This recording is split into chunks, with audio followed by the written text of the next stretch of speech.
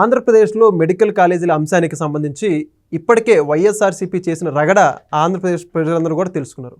అయితే మొత్తానికి ఈరోజు జగన్మోహన్ రెడ్డి ఆ యొక్క జెండా ఊపి ఆ వాహనాలు పంపించే కార్యక్రమం గురించి కావచ్చు, గవర్నర్ దగ్గరికి ఆ ప్రతులు పంపే కార్యక్రమం గురించి కావచ్చు, ఇప్పటికే ఆంధ్రప్రదేశ్ ప్రజలు వాస్తవాలు తీసుకున్న నేపథ్యంలో ఈ మెడికల్ కాలేజీల అంశాల గురించి మరిన్ని విషయాలు తెలుసుకోవడానికి మనతో ఉన్నారు సీనియర్ జర్నలిస్ట్ సత్యమూర్తి గారు. సార్ నమస్కారం అండి. నమస్కారం అండి. సార్ మొత్తానికి ఆంధ్రప్రదేశ్లో మెడికల్ కాలేజీలకు సంబంధించినటువంటి యొక్క అంశం గురించి వైఎస్ఆర్సీపీ చేస్తున్న రచ్చ గురించి కావచ్చు, అసలు యాక్చువల్ సమస్య అంటే మీరేమంటారు?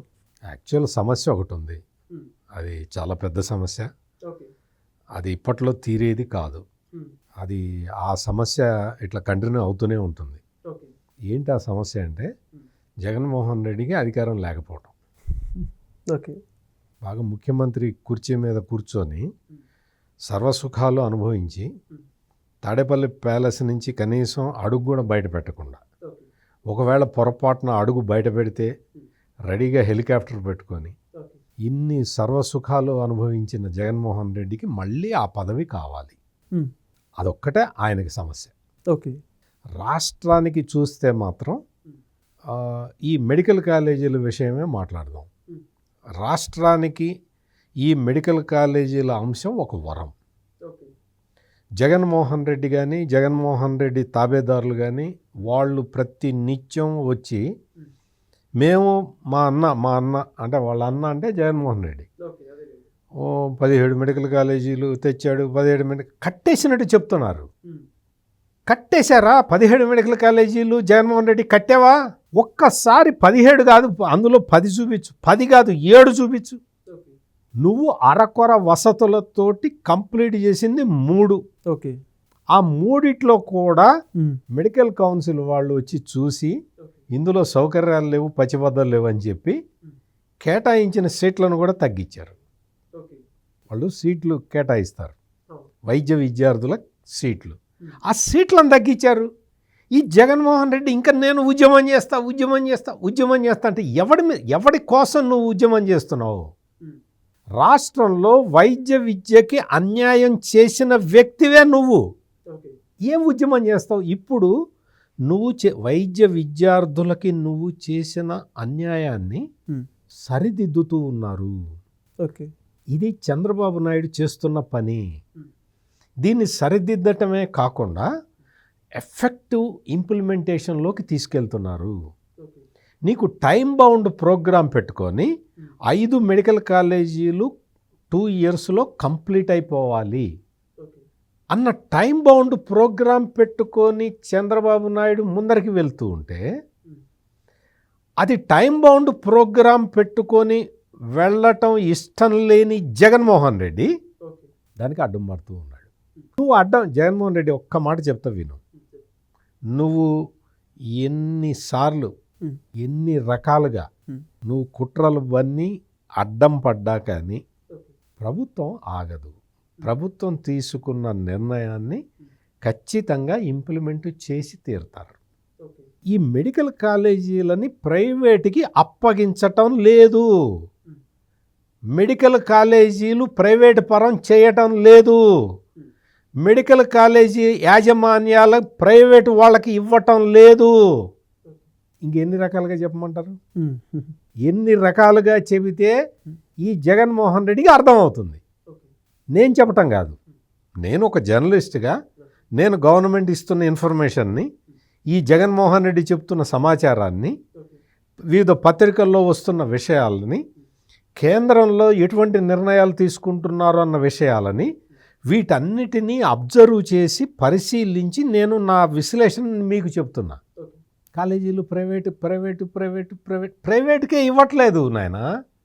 మెడికల్ కాలేజీలని ప్రైవేట్ వాళ్ళకి ఇవ్వటం లేదు. మెడికల్ కాలేజీలలో ఫీజు స్ట్రక్చర్ని ధ్వంసం చేసిన వ్యక్తి జగన్మోహన్ రెడ్డి.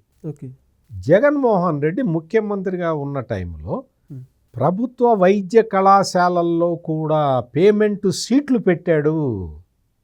ఈ విషయాన్ని మరుగున పెట్టడానికి మామూలుగా ఎవరన్నా నిర్ణయం తీసుకున్నారనుకో, ఏంటంటే ఇటు నిర్ణయం తీసుకున్నారు అంటారు.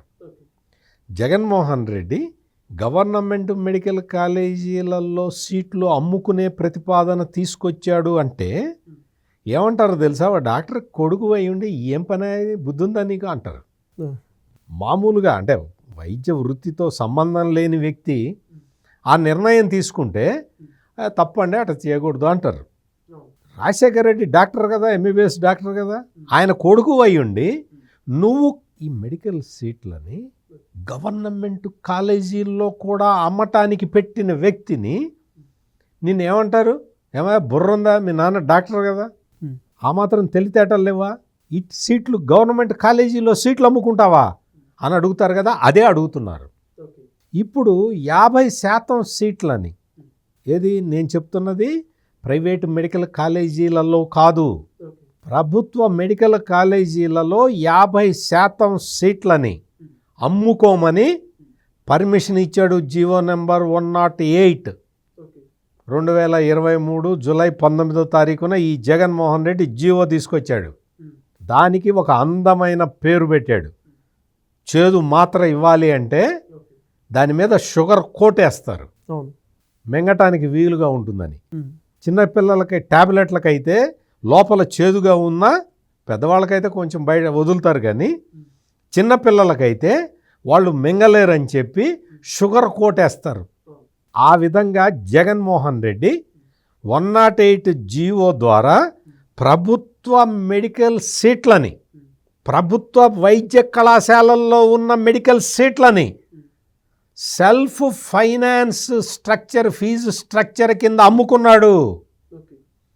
Self finance. వైద్య విద్యార్థి గవర్నమెంట్ మెడికల్ కాలేజీలో మెరిట్ మీద సీటు తెచ్చుకుంటే అతను సంవత్సరానికి కట్టేది 15,000, కానీ మొత్తం అతని మీద గవర్నమెంట్ ఖర్చు పెట్టేది 12 లక్షలు.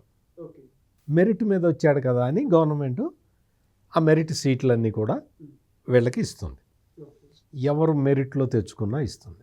బాగా ధనవంతుడు ఉన్నాడు, ఆయన కొడుకు మెరిట్లో సీటు తెచ్చుకున్నాడు అనుకో, 15,000 కడతాడు, అంతకుమించి ఎక్కువ కట్టాడు. అవసరం లేదు, ఎందుకు కడతారు? ఒక పేద విద్యార్థి ఉన్నాడు, బాగా చదువుకున్నాడు, బాగా చదువుకుంటే ఈ సీటు వస్తే 15,000 కట్టి చేరతాడు. చాలామంది మెరిటోరియస్ స్టూడెంట్స్ ఈ 15,000 కూడా కట్టడానికి లేకపోతే చాలామంది స్పాన్సర్ చేస్తారు. దాతలు చాలామంది ఉంటారు. అందరూ జగన్మోహన్ రెడ్డి లాగా ఉండరు. వాళ్ళు ఆయన ఎవరికైనా చదివించాడా, ఫీజు కట్టినట్టు మీరు ఎప్పుడన్నా విన్నారా?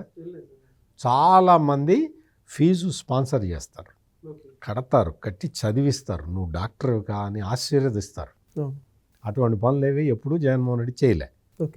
ఇక్కడ మనం గమనించాల్సింది ఏంటి అంటే, ఈ ఎవరికైతే ఇప్పుడు బాగా డబ్బులున్న వ్యక్తి ఉన్నాడు అని చెప్పా కదా, అతనికి ఈ పేమెంట్ ఈ సీటు 15,000 రూపాయల సీటు రాకపోతే అతనికి సపరేట్గా ఎన్ఆర్ఐ కోటా అని ఉంటుంది. ఆ ఎన్ఆర్ఐ కోటాలో డబ్బులు పెట్టి కొనుక్కుంటాడు. వాళ్ళకి ఇంట్రెస్ట్ ఉందనుకో, ఖచ్చితంగా కొనుక్కుంటారు, ₹1,00,00,000 ఇచ్చి కొనుక్కుంటాడు. ఎన్ఆర్ఐ కోటా ఒక 15% నేషనల్ పూల్లోకి ఇచ్చేస్తారు, 15% ఎన్ఆర్ఐ కోటా ఉంటుంది ప్రతి మెడికల్ కాలేజీలో. ఈ గవర్నమెంట్ మెడికల్ కాలేజీల్లో ఉండవు, ప్రైవేట్ మెడికల్ కాలేజీల్లో. గవర్నమెంట్ మెడికల్ కాలేజీల్లో ఓన్లీ 15% నేషనల్ కోటా ఉంటుంది. ప్రైవేట్ మెడికల్ కాలేజీల్లో ఎన్ఆర్ఐ కోటా ఉంటుంది.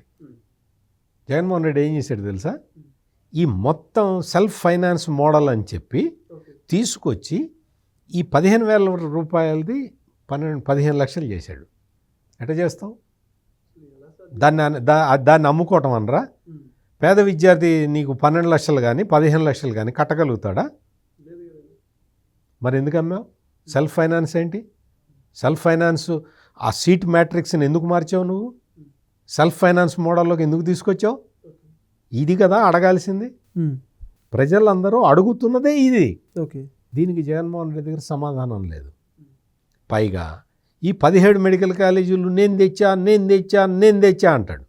నువ్వు 17 మెడికల్ కాలేజీలు కాదు, పక్క రాష్ట్రాలు ఇంకా ఎక్కువ మెడికల్ కాలేజీలు తెచ్చుకున్నాయి. నీకు చేతకాక 17 తోటి ఆగిపోయావు నువ్వు. నీకు చేతకాక, ఎందుకంటే గవర్నమెంట్ ఒక లిబరలైజ్డ్ పాలసీ ఇచ్చింది కేంద్ర ప్రభుత్వం. ఏంటి మనకి దాదాపుగా ఒక 100 సీట్లు ఉంటే దానికి ఒక 2,000 మంది పోటీ పడుతూ ఉన్నారు. 100 సీట్లు ఉంటే 20,000 మంది పోటీ పడుతూ ఉన్నారు. అంత కాంపిటీషన్ ఉంది కాబట్టి మనం ఎట్లయినా సరే మెడికల్ సీట్లు పెంచాలి అన్న ఉద్దేశంతో కేంద్ర ప్రభుత్వం ఒక పాలసీ తీసుకొని మీరు మెడికల్ కాలేజీలు పెట్టుకోండి, మీరు ఇన్ఫ్రాస్ట్రక్చర్ ఇవ్వండి, మేము కొంత డబ్బులు మేము కూడా ఇస్తామని చెప్పి గవర్నమెంట్ కేంద్ర ప్రభుత్వం ముందరకు వచ్చి డబ్బులు ఇస్తే ఆ డబ్బుల్ని పప్పు బెల్లాల్లా ఖర్చు పెట్టాడు ఈ Jaganmohan Reddy. Plus medical college infrastructure కోసం ఆర్థిక సంస్థలు రుణాలు ఇచ్చినాయి. ఓకే, ఆ రుణాలని ఈ మెడికల్ కాలేజీల కోసం తీసుకున్న రుణాలని డైవర్ట్ చేసి తినేశారు. ఇది జరిగింది. అందుకని మెడికల్ కాలేజీలు కంప్లీట్ కాల. నువ్వు నీ పార్టీ ఆఫీసులు అన్ని జిల్లాల్లో కట్టుకున్నావు కదా, 700 కోట్లు పెట్టి ఋషికొండలో ప్యాలెస్ కట్టావు కదా, మరి మెడికల్ కాలేజీలు ఎందుకు కట్టలేదు జగన్మోహన్ రెడ్డి? ఎందుకు కట్టలేదు? ఈ రోజున వచ్చి నేను 1,000 సంతకాలు నీ కోటి కాదు 100 కోట్ల సంతకాలు పెట్టి ఇచ్చిన ఏంటి ప్రయోజనం? ఇక్కడ మెడికల్ ఎడ్యుకేషన్ అనేది ఇంట్రెస్టెడ్ పీపుల్కి అందరికీ అందుబాటులో ఉండాలి అనేదే కాన్సెప్ట్. జగన్మోహన్ రెడ్డి ఈ పేమెంట్ సీట్లు ఉన్నాయి కదా, గవర్నమెంట్ మెడికల్ కాలేజీల్లో పేమెంట్ సీట్లని 42% తగ్గించాడు. ఓకే, ఇప్పుడు కూటమి ప్రభుత్వం వాటిని 50% పెంచింది. అంటే దాదాపుగా 8% పెంచింది. మరి ఎవరు వైద్య విద్య మీద ఇంట్రెస్ట్ తోటి పనిచేస్తూ ఉన్నారు?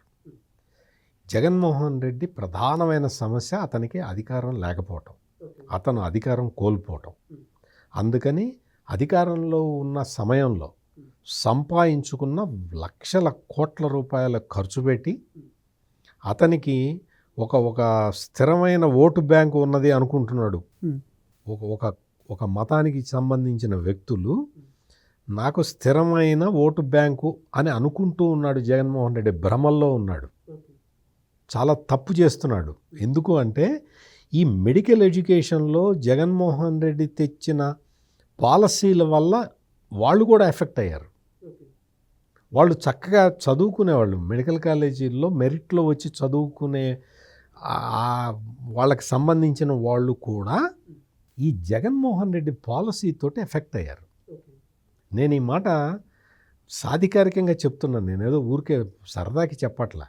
ఎందుకు అంటే వాళ్ళు కూడా ఆల్రెడీ ఈ మెడికల్ ఫీల్డ్లోకి వచ్చున్నారు. వాళ్ళందరూ కూడా ఎస్సీ ఒక కేటగిరీ. వాళ్ళందరూ కూడా మెడికల్ ఎడ్యుకేషన్ వైపు వచ్చేసి వాళ్ళు ఏం చేస్తారు అంటే ఇందులో అంటే వాళ్ళకి ఆ ర్యాంకును బట్టి వచ్చే ఇది తీసుకుంటారు. ఓకే, తీసుకున్న తర్వాత మళ్ళీ సెకండ్ కౌన్సిలింగ్లో మెరుగైన కాలేజీకి వెళ్ళిపోతారు. ఇది జరిగే ప్రాసెస్ అన్నమాట.